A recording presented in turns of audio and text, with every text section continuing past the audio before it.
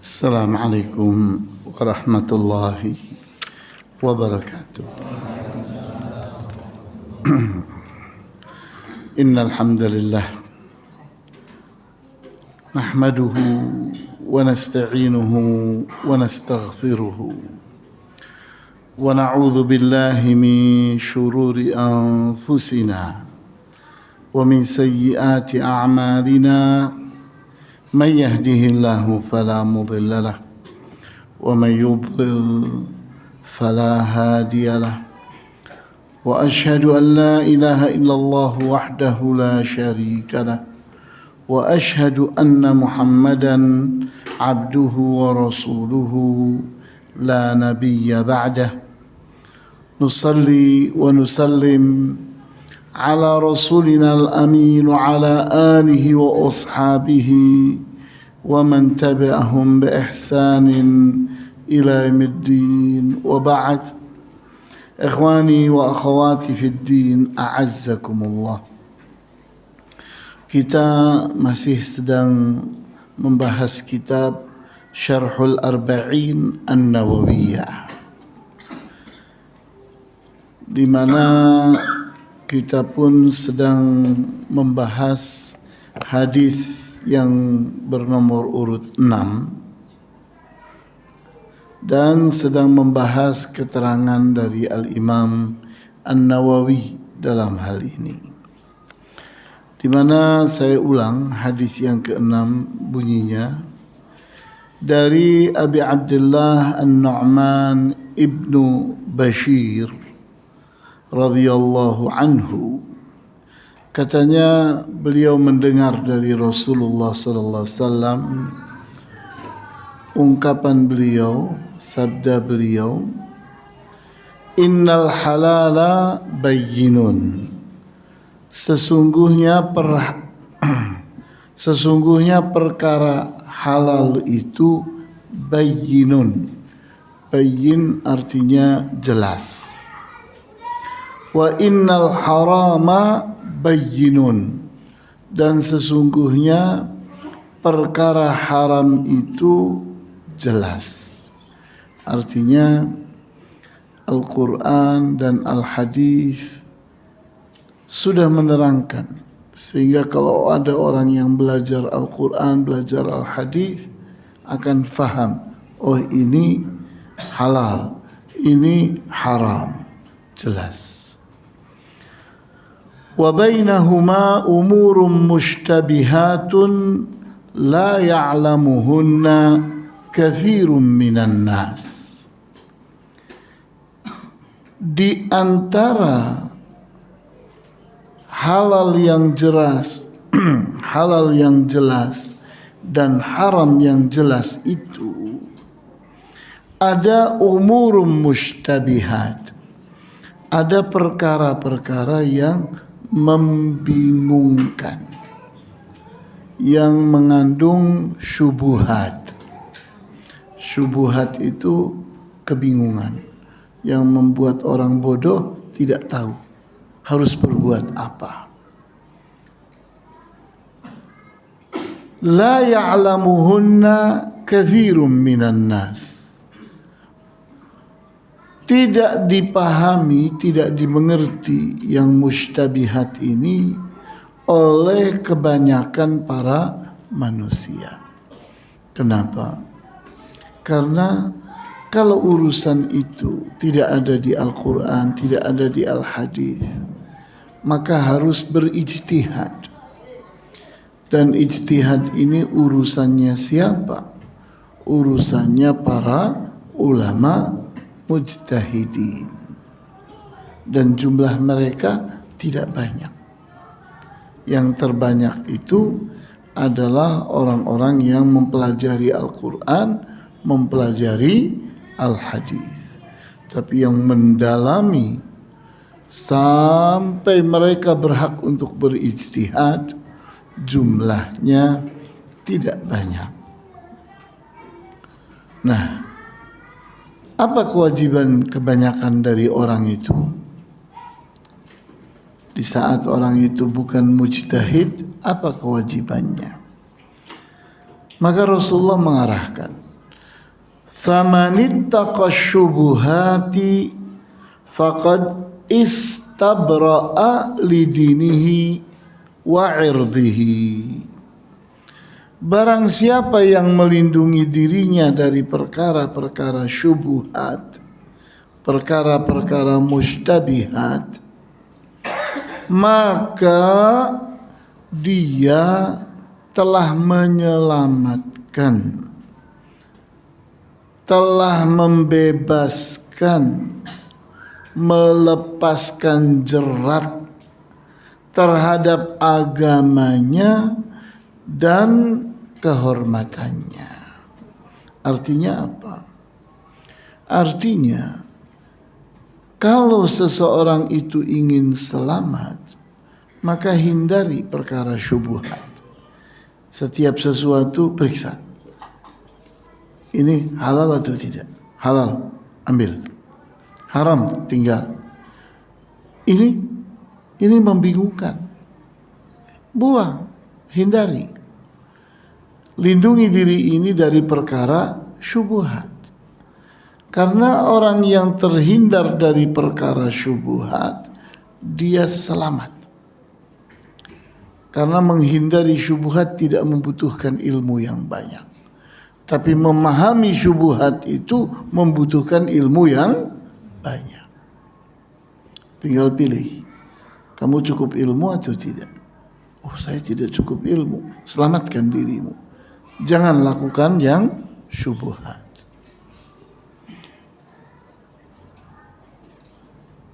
Wa ma waqa'a fi syubuhati waqa'a fil haram. Barang siapa yang terjerumus, jatuh, masuk ke dalam perkara syubhat, maka dia akan terjerumus dalam perkara yang haram. Artinya kalau seseorang itu ternyata berani, padahal dia bodoh, dia berbuat hal-hal yang syubhat, maka lama-kelamaan dia akan terjerat dalam perkara haram. Karena dia tidak mengerti. Karena dia tidak mengerti. Orang bodoh itu mestinya menyelamatkan diri dengan bertanya, tidak mau bertanya. Orang bodoh itu mestinya belajar, tidak mau belajar. Tapi syubhat diambil pura, maka dia akan terjerumus dalam perkara yang haram.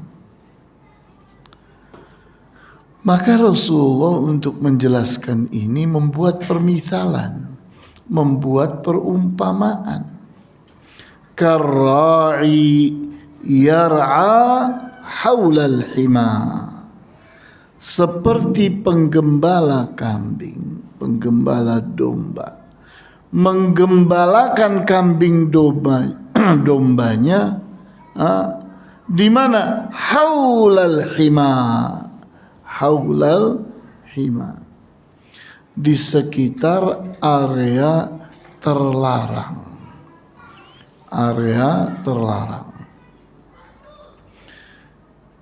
Kita lihat seorang ra'i, seorang penggembala kambing,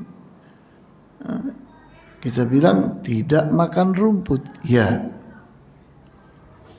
Tapi kambing makan rumput.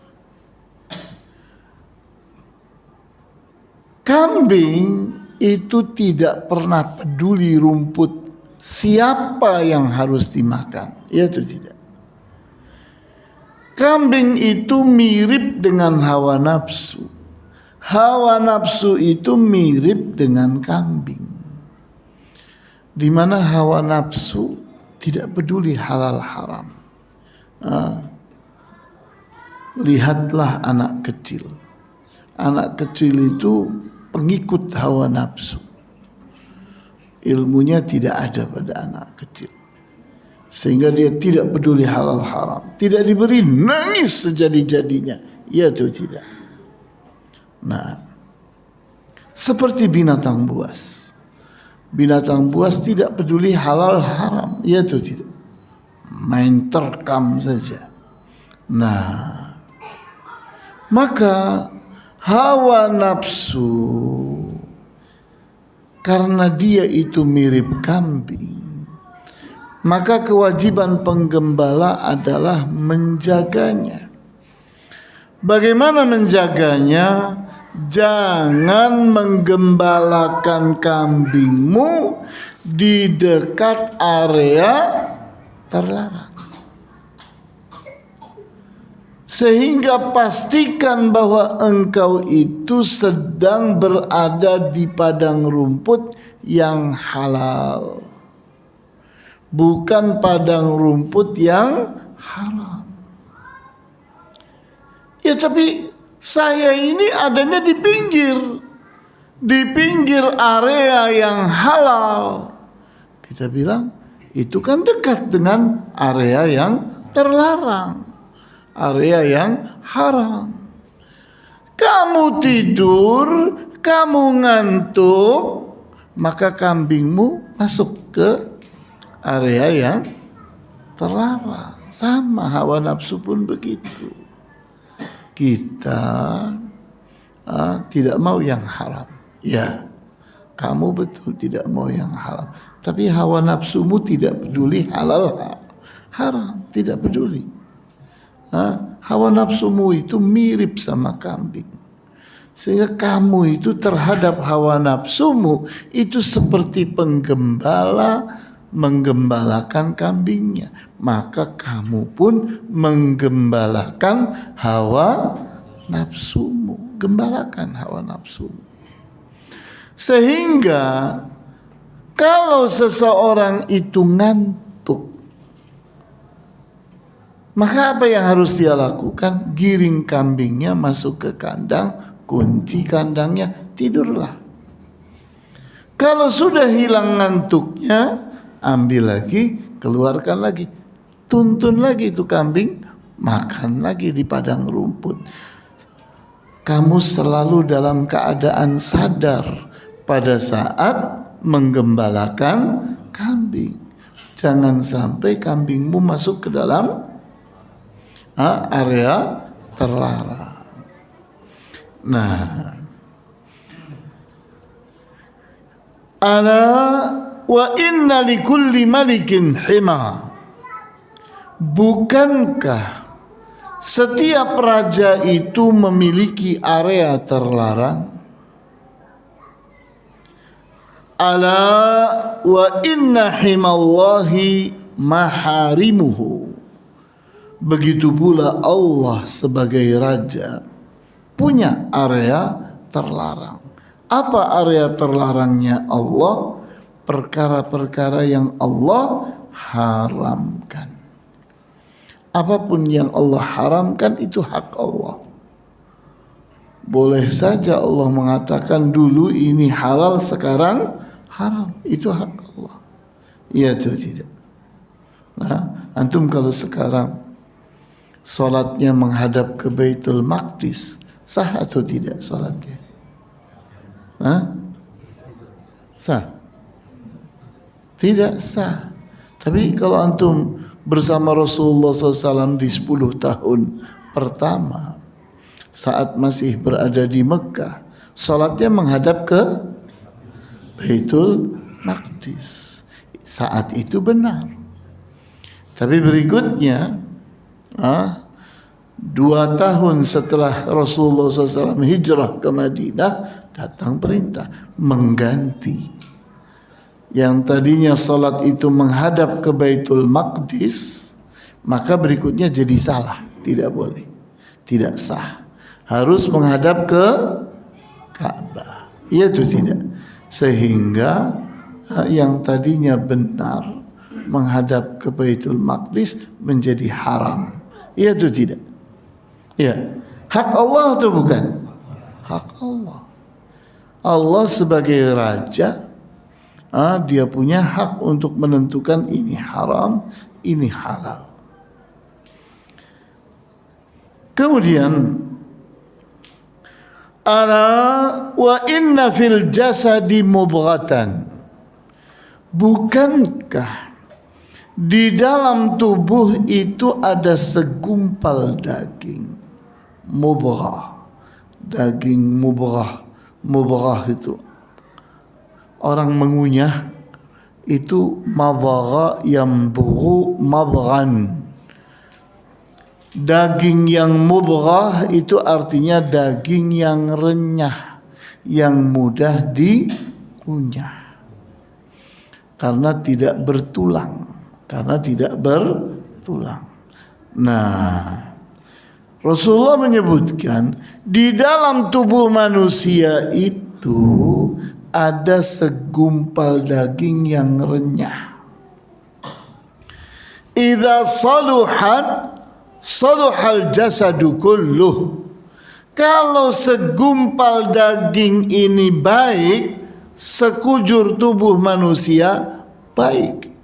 Artinya segumpal daging ini pemimpin tubuh manusia. Manusia itu dipimpin oleh apa? Oleh daging segumpal ini. Wa idza fasadal jasadu kulluh. Kalau segumpal daging ini buruk, buruklah sekujur tubuh. Ala wahiyal qalbu. Segumpal daging itu kata Rasulullah adalah jantung. Jadi jantung itu fungsinya dahsyat. Jantung itu fungsinya dahsyat. Kita bertanya, kenapa Ustaz? Jawabnya, karena nyawa manusia itu kantornya, posisinya, tempat bersemayamnya di mana? Di dalam jantung. Sehingga jantung itulah pusat kendali tubuh manusia. Nah, di dalam nyawa manusia itu ada 3 kekuatan. Di dalam nyawa manusia, di dalam jiwa manusia, di dalam ruh atau rah atau sukma batin manusia itu ada 3 kekuatan.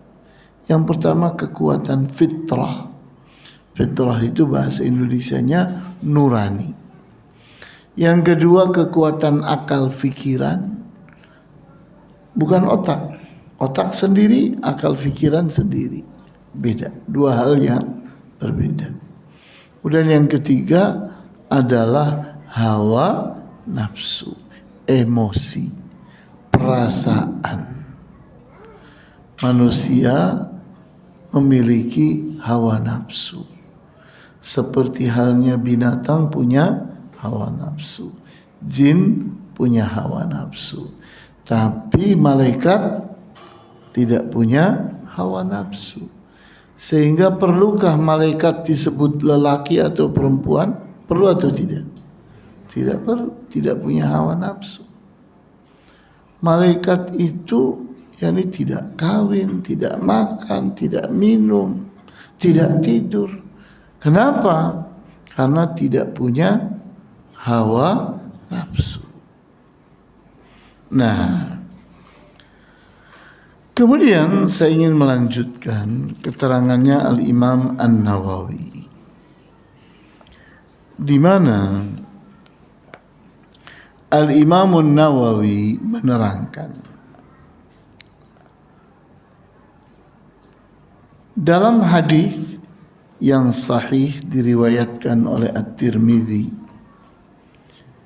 di mana Rasulullah SAW bersabda, "Idza ahdatha ahadukum fi salati falyakhudh bi anfihi thumma yansarif." Jika salah seorang dari kalian kentut pada waktu salat, maka hendaknya dia ambil hidungnya kemudian pergi meninggalkan tempat dia sholat. Dia ambil hidungnya,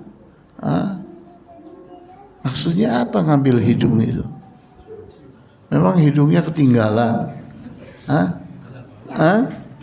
Kenapa? Ya, artinya pegangi keyakinanmu. Kamu ini betul-betul ngentut. Jangan nunggu bau, kemudian baru pergi geger masjid. Ya atau tidak? Akhirnya nanti kamu malu.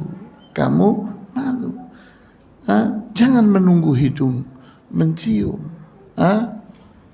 Jangan menunggu hidung mencium. Begitu sudah langsung pergi. Jangan sampai bertebaran bau kemana-mana baru pergi. Ya sudah. Habis itu banyak cerita yang akan beredar tentang kamu. Kenapa? Bodoh kamu. Jadi Rasulullah SAW itu mengajari sampai ke titik ini.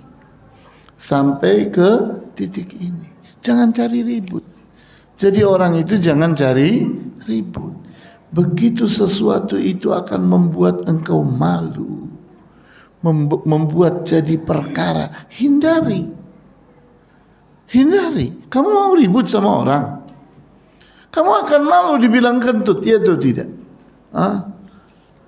Nah, daripada nanti akan ribut sama orang, buru-buru kamu pergi, wudhu lagi, masuk lagi, sholat lagi, seperti itu. Kemudian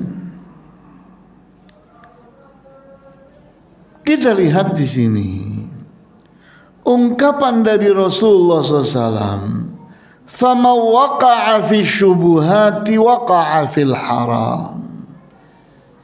Barang siapa yang terjerumus di dalam perkara-perkara syubhat, maka dia telah terjerumus dalam perkara haram. Kenapa? Ada dua penyebabnya. Ahaduhuma, satu di antara kedua itu, ayyaqa fil harami wa huwa yadhunnu annahu laisa biharam. Yang pertama adalah seseorang terjerumus di dalam perkara haram, tapi dia menyangka bahwa itu tidak haram. Kenapa? Karena bodoh. Ya atau tidak? Seseorang memungut temuan di jalanan. Ada cincin jatuh di jalanan, diambil.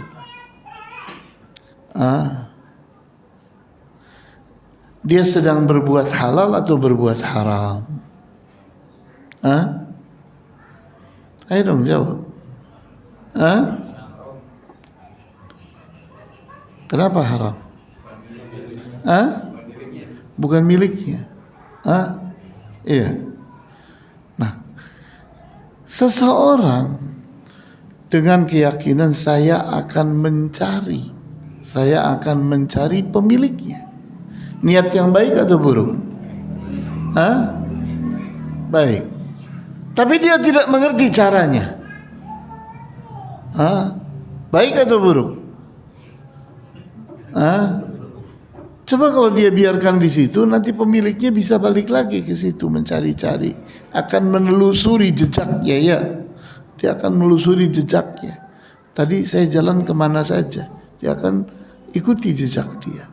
Tapi karena diambil, hilang jejaknya, ya atau tidak? Nah, ini seseorang soknya ingin mencari pemiliknya. Tapi ini pembahasan jadi panjang. Saya biarkan bagaimana Ustaz? Oh, jadi panjang. Tapi intinya lihat dirimu. Ini syubhat, hati-hati. Ini syubhat. Kalau yang jatuh itu makanan, misalnya yang jatuh itu yakni apa? Pastel dalam plastik. Ambil apa jangan? Ibu-ibu bilang ambil itu.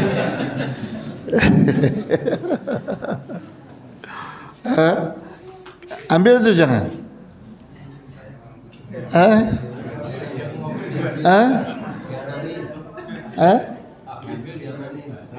Diamanin kemana? Kasihin polisi.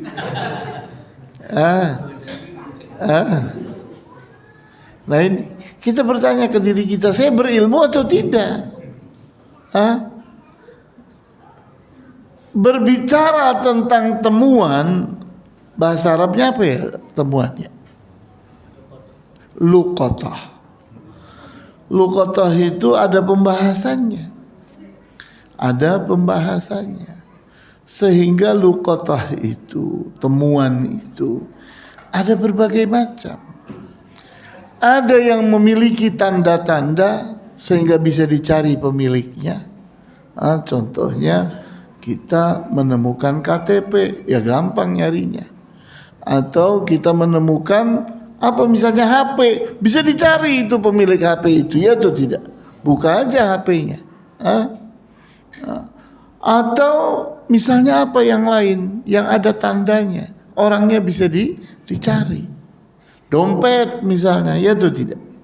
Menemukan dompet bisa dicari orangnya. Nah, kalau itu ambil, cari pemiliknya. Kalau sesuatu yang jatuh itu tidak diketahui pemiliknya, jangan coba-coba mengambil. Kamu tidak punya hak apa-apa terhadap barang itu. Mau kamu menambahi kerjaan kepada dirimu sendiri? Ya tapi nanti diambil orang, ambil kasihkan polisi. Ya tapi nanti gini polisinya. Terserah polisi, biarin aja urusan dia sama Allah. Nah, tapi kalau yang jatuh itu sesuatu yang bisa rusak, karena kalau saya tidak makan nanti diinjak-injak orang. Kalau saya tidak ambil nanti paling diambil sama kucing, sama binatang. Nah, boleh kita ambil. Kenapa? Karena barang ini namanya pastel, umurnya bisa seminggu pastel. Bisa? Gak bisa lah, pastel bikinan siapa itu? Pastel paling sehari sudah basi. Nah, jadi seperti itu. Kita jangan tanya kepada diri kita sendiri. Saya berilmu enggak? Enggak berilmu, tinggalkan. Selamatkan dirimu, jangan sampai engkau jadi berbuat haram karena engkau bodoh. Ya atau tidak? Kemudian watsani ayyakunal ma'na qad qaraba ayyaqa'a fil haram. Di mana penyebab yang kedua, seseorang itu kalau berani-beraninya dia masuk ke area yang syubhat, maka dia terjerumus dalam perkara haram. Kenapa? Karena perkara syubhat, antara syubhat dengan haram itu hampir tidak berjarak. Antara halal dengan haram itu berjarak. Yani jarak antara ini dengan ini kelihatan, ini jaraknya. Tapi jarak ini dengan ini ada. Ini dengan ini. Kalau ini dengan ini jauh atau tidak jaraknya? Jauh. Tapi ini dengan ini tidak ada jaraknya. Bersebelahan. Bisa jadi ini bagian dari ini bagian dari ini, ya atau tidak? Jangan masuk. Karena kamu tidak bisa membedakan ini dengan ini. Ini syubhat atau haram. Maka seorang yang ingin menjaga dirinya menghindar dari syubhat. Karena orang terjerumus di syubhat, tik tik tik tik tik tik, dia masuk di dalam haram. Kenapa? Karena memang itu sesungguhnya haram. Itu sesungguhnya haram. Tapi kamu berani-beraninya masuk kepada area haram karena kamu menganggap ini syubhat. Kemudian kenapa, pertanyaannya, para ulama mengatakan al-ma'asi baridul kufri, perbuatan-perbuatan maksiat itu kurir yang mengantarkan orang kepada kekafiran. Maksiat itu adalah kurir yang mengantarkan orang kemana? Kepada kekafiran. Orang kalau sudah berani berbuat maksiat, orang kalau sudah berbuat maksiat dia berani, itu berbuat kekafiran sudah tidak sulit lagi buat dia. Tidak sulit lagi. Contoh, seseorang berbuat maksiat, kemudian ditanya, maka apa jawabnya? Akan terus terang. Seseorang tadi malam mabuk, tadi malam kamu minum apa? Ya akan terus terang? Tidak kan? Dia akan berbohong, ya kan? Oh, jadi minuman yang kamu minum tadi malam tuh halal ya? Iya, masuk kepada kekafiran atau bukan? Menghalalkan yang haram. Kekafiran atau bukan? Nah itu dia. Jadi orang itu dengan mudah oleh perbuatan maksiat. Kalau seseorang itu berbuat maksiat, nanti sulit dia melindungi dirinya. Sehingga mau atau tidak mau dia harus berbohong. Kalau sudah berani berbohong, maka akan sampai dia kepada kekafiran. Nah ini bahayanya. Kemudian kita lihat surat Ali Imran ayat 112. Surat Ali Imran ayat 112. Wa yaqtulunal anbiya'a bighairi haqqin. Bani Israel itu membunuhi para nabi bighairi haq, tanpa alasan yang benar. Dzalika bima asaw, penyebabnya karena mereka itu berbuat apa? Maksiat. Sedangkan nabinya melarang mereka dari berbuat maksiat. Maka supaya maksiat itu tenang, nyaman, nabinya harus dibunuh. Wa kanu ya'tadun, dan mereka melampaui batas dalam berbuat maksiat. Yaitu tidak. Di antara yang menyebabkan orang kafir tidak mau masuk Islam itu apa? Asyik dengan maksiat. Saya pernah mendakwahi satu orang kafir. Saya ajak ngomong, tertarik dia dengan Islam. Saya bilang, kenapa kamu tidak masuk Islam? Waduh, kata dia. Saya ini suka ini, suka ini, suka ini, suka ini. Dia sebutkan hal-hal yang haram. Maksiat. Saya suka itu semua. Saya masuk Islam, saya harus berhenti dari itu semua. Ayo. Jadi menghalangi dia dari masuk Islam. Kemudian kita perhatikan lagi. hadis yang sahih diriwayatkan oleh Al-Bukhari dan Muslim. La'anallahu sariqa, Allah melaknati pencuri. Yasriqul baydata, dia mencuri telur. Fatuqta'u yaduhu, maka dipotonglah tangannya karena mencuri telur. Ya, tidak.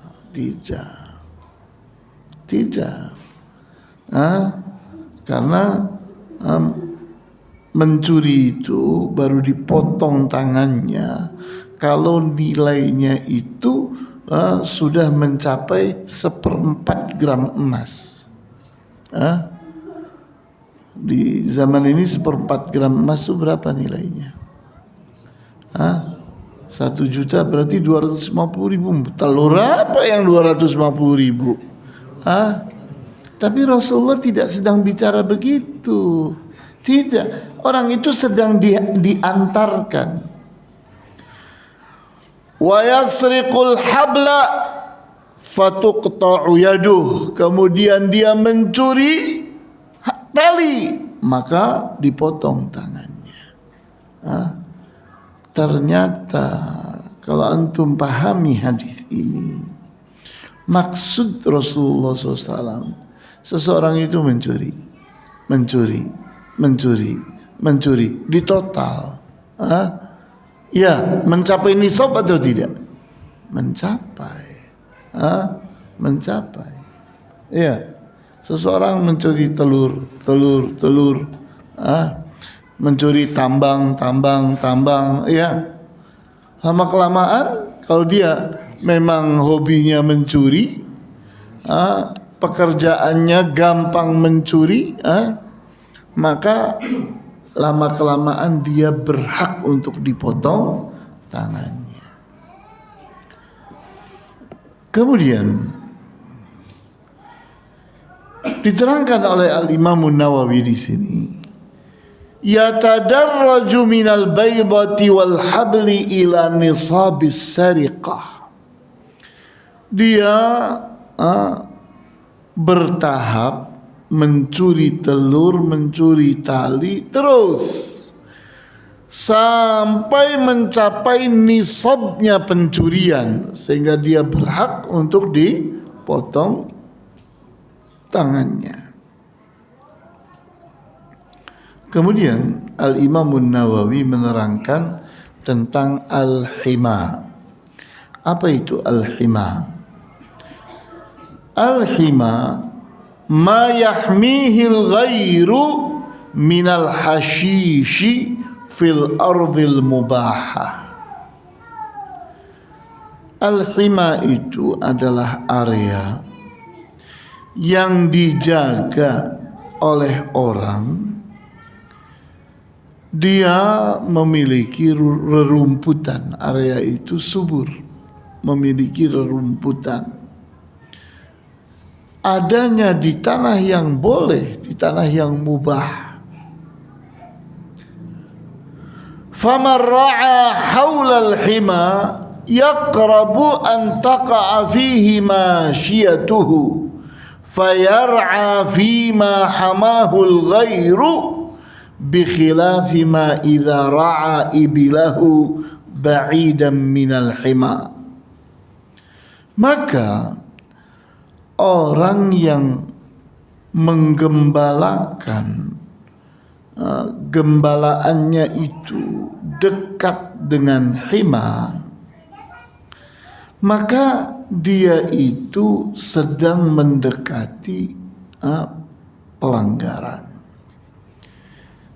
di mana binatang gembalaannya itu akan masuk kepada area yang terlarang. Maka masuklah ke dalam perkara. Coba kalau dia itu jauh dari area terlarang, maka dia aman. Dia aman karena gembalaannya berada di wilayah yang tidak dilarang. Kemudian Al-Imam Nawawi menerangkan, wa'lam anna kulla muharramin lahu hima yuhitu bihi.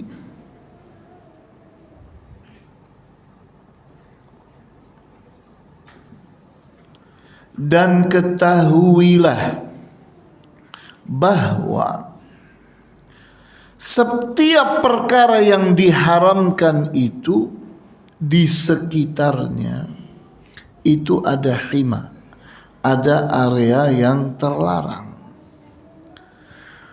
Fal faraju muharramun wa hamahul fakhidhani li'annahuma ja'ala hariman lil muharrami.